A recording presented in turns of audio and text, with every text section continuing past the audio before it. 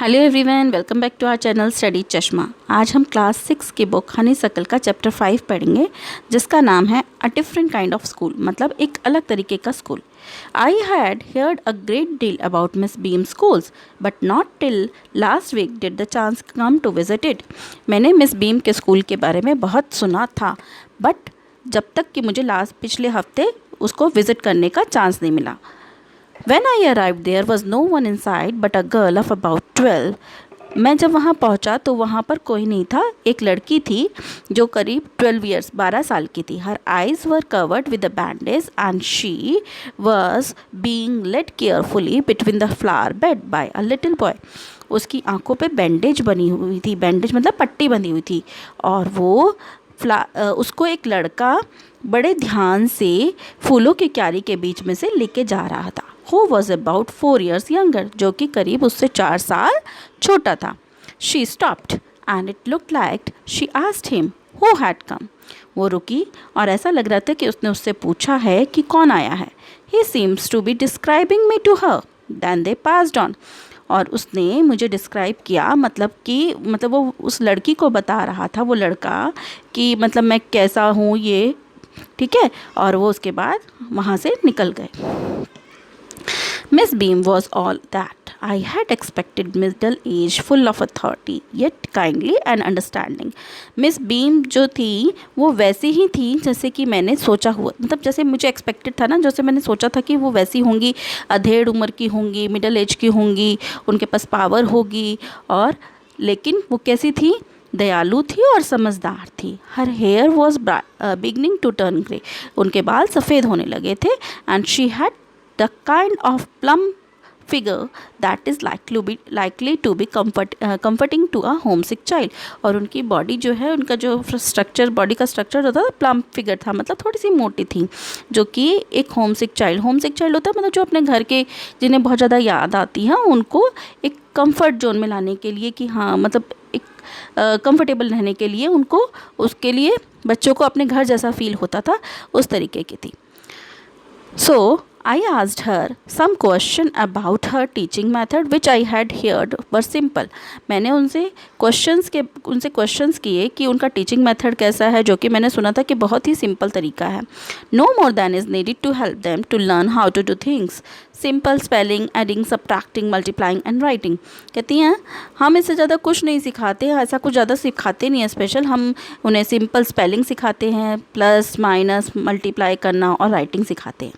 The rest is done by reading to them and by interesting talk during which they have to sit still and keep their hands quiet. और उन्हें पढ़ने की कोशिश करते हैं interesting talk से, मतलब मज़ेदार बातें करते हैं उनके साथ, जिसमें उन्हें चुपचाप बैठना होता है, अपने हाथों को भी हिलाना नहीं होता, ठीक है। They are practically no other lesson, और इसके अलावा कुछ ऐसा प्रैक्टिकली नहीं कराते।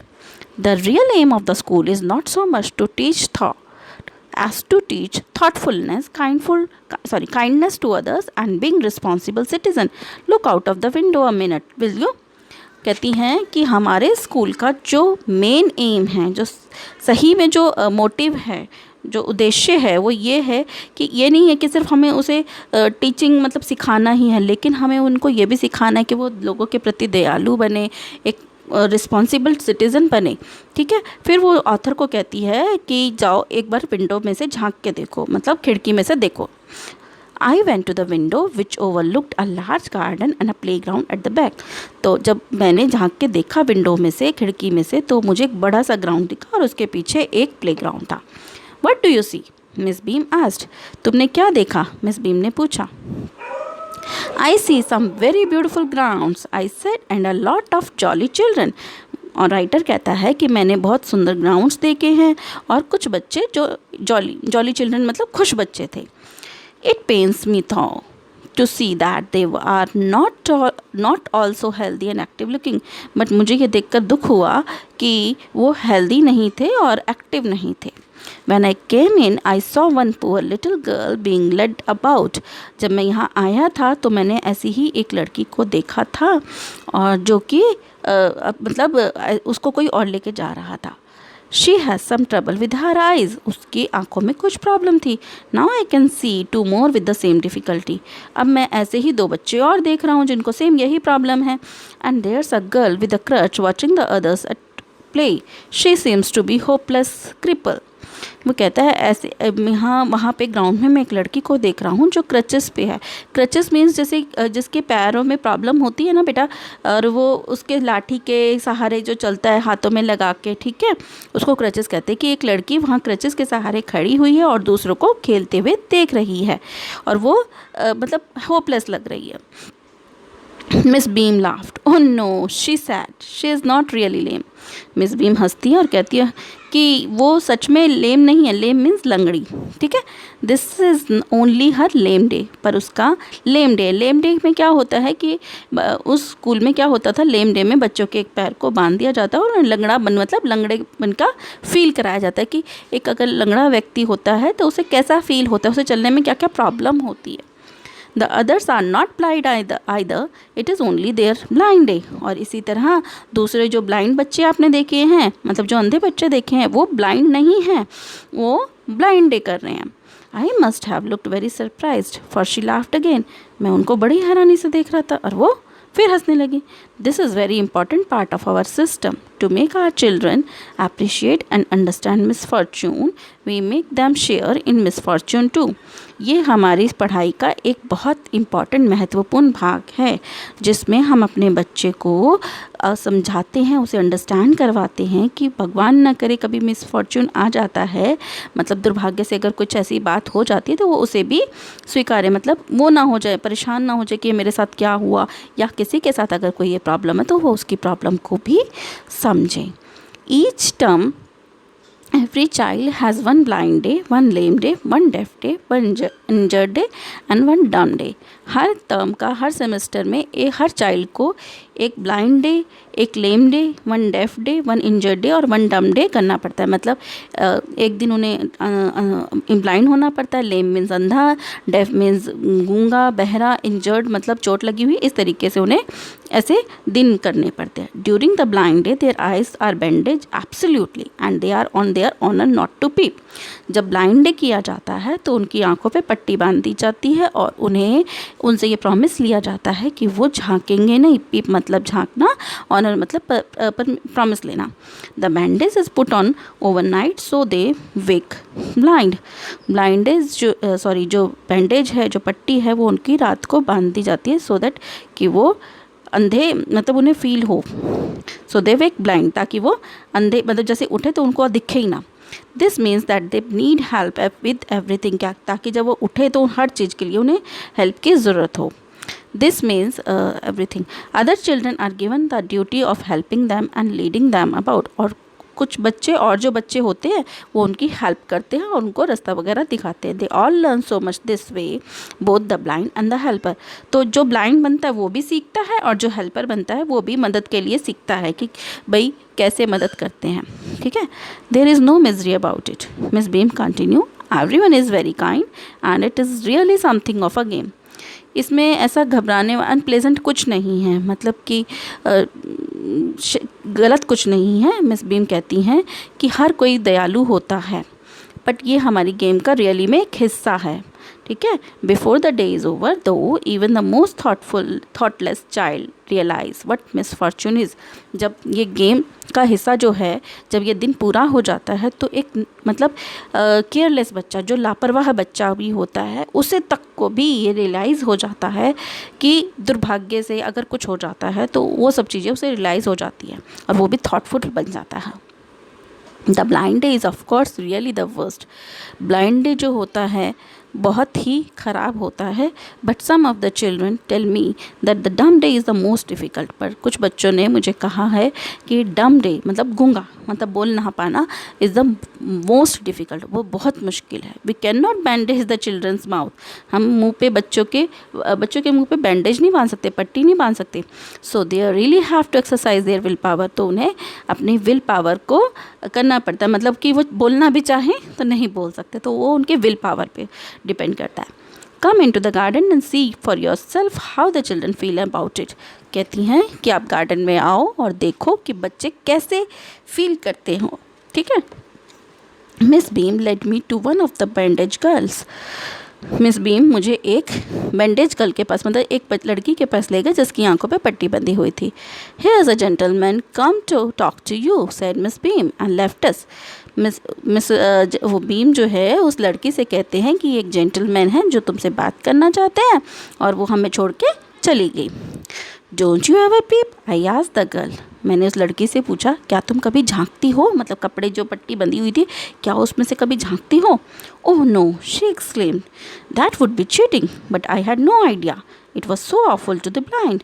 वो कहती नहीं, ये तो चीटिंग होगी, मुझे ऐसा आइडिया भी नहीं है कि मैं, मतलब ब्लाइंड होना बहुत ख़राब चीज़ है, मतलब अगर अंधा हो जाए तो बहुत ख़राब है। You can't see a thing, तुम कुछ भी नहीं देख सकते। You feel you are going to be hit by something very every moment, it's such a relief just to sit down, मतलब कि कहीं भी किसी भी चीज़ से टकरा सकते हैं, कहीं भी कुछ भी गिर सकते हैं। इससे बेटर है कि हम कहीं एक जगह बैठ जाए, तो वो रिलीफ लगता है, वो आरामदायक लगता है। Are your helper kind to you I asked. मैंने पूछा कि जो तुम्हारा हेल्पर तुम्हें मिला है वो तुम्हारे लिए मतलब सही है, सही से मतलब रास्ता बताता है? Fairly but they are not as careful as I shall be when it is my turn. कहती हाँ सही है, बट वो इतना केयरफुल नहीं है जितना जब मैं होंगी, अगर मेरी टर्न आती है तब। Those that have been blind already are the best helper. जो कि ब्लाइंड पहले ही हो चुके हैं, जिन्होंने ये दिन पहले ही जी लिया है, वो ज़्यादा अच्छी हेल्प कर सकते हैं। इट इज़ परफेक्टली घेसली not to see, I wish you try. कहते ये मतलब ब्लाइंड होना बहुत ही बुरा है। Shall I lead you anywhere I asked. कहता है क्या मैं तुम्हें कहीं ले जाऊँ? उसने पूछा, राइटर ने लड़की से पूछा। Oh yes she said let's go for a little walk. वो कहती है चलो ठीक है, थोड़ा सा वॉक करते हैं। Only you must tell me about thing, तुम मस्त मुझे चीज़ें बताते जाना। I shall be so glad when today is over, मैं बहुत खुश होंगी जब ये दिन कंप्लीट हो जाएगा। The other bad days can't be half as bad as this. कहती है बाकी बुरे दिन इससे आधे भी बुरे नहीं होते। Having a leg tied up and hopping about on a crutch is almost fun I guess. मुझे लगता है एक पैर को बांध के रस्सा कूदना वो एक फ़न होता है। Having an arm tied up with a bit more troublesome, लेकिन अगर एक हाथ को बांध दिया जाए तो वो तकलीफ़ दे होता है। Because you can't eat without help, क्योंकि आप कुछ भी नहीं खा सकते बिना हेल्प के। One thing like that I don't think I will mind being deaf for a day, at least not much. कहती है अगर मुझे वो नहीं होगा, मतलब इतना बुरा नहीं लगेगा अगर मैं डेफ हो जाऊंगी, बहरी हो जाऊंगी अगर एक दिन, तो मुझे इतना बुरा नहीं लगेगा, क्योंकि ये इतना बुरा नहीं होगा जितना कि ब्लाइंड होके हो रहा है। But being blind is so frightening, पर अंधा होना बहुत डरावने वाला है। My headache all the time just from worrying that I will get hurt, where are we now. वो कहती है मेरे सर में दर्द होना, aches means headache means सर में दर्द, मेरे सर में दर्द होने लगता है इन सभी चिंताओं से कि मुझे कहीं चोट ना लग जाए। ठीक है, फिर वो पूछती है कि हम कहाँ हैं? राइटर कहता है in the playground, we are walked towards the house, हम घर की तरफ जा रहे हैं। Miss Beam is walking up and down the garden with the tall girl. Miss Beam जो है वो ऊपर नीचे चक्कर लगा रही थी एक लंबी लड़की के साथ। What is the girl wearing my little friend ask, मेरी छोटी फ्रेंड ने मुझसे पूछा, मतलब राइटर कह रहा है मेरी छोटी फ्रेंड ने मुझसे पूछा कि उस लड़की ने क्या पहना हुआ है। A blue cotton skirt and a pink blouse. उसने कहा एक स्कर्ट पहनी हुई है कॉटन की, ब्लू कलर की, और एक पिंक ब्लाउज मतलब टॉप पहना हुआ है पिंक कलर का। I think it's Millie she said what colour is her hair. कहती है मुझे लगता है वो मिली है, उसके बालों का रंग क्या है? वेरी लाइट आई सेड, मैंने कहा बहुत हल्का। Yes that's Millie she is the head girl. कहती हाँ वो मिली है, वो हेड गर्ल है। There's an old man trying up roses I said. कहते हैं वहाँ पे एक बूढ़ा आदमी भी बैठा है जो रोजेज लगा रहा है। Yes that's Peter he is the gardener. वो कहता है, वो लड़की कहती है कि हाँ वो एक गार्डनर है, वो पीटर है उनका नाम, और he is 100 of years old, मतलब बहुत बूढ़े हैं।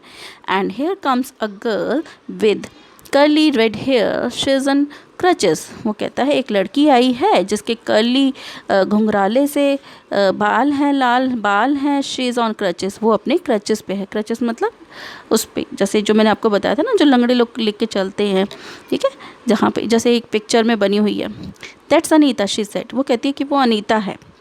And so we walked on, और फिर उसके बाद हम चलने लगे. Gradually I discovered that I was 10 times more thoughtful than and I ever thought I could B.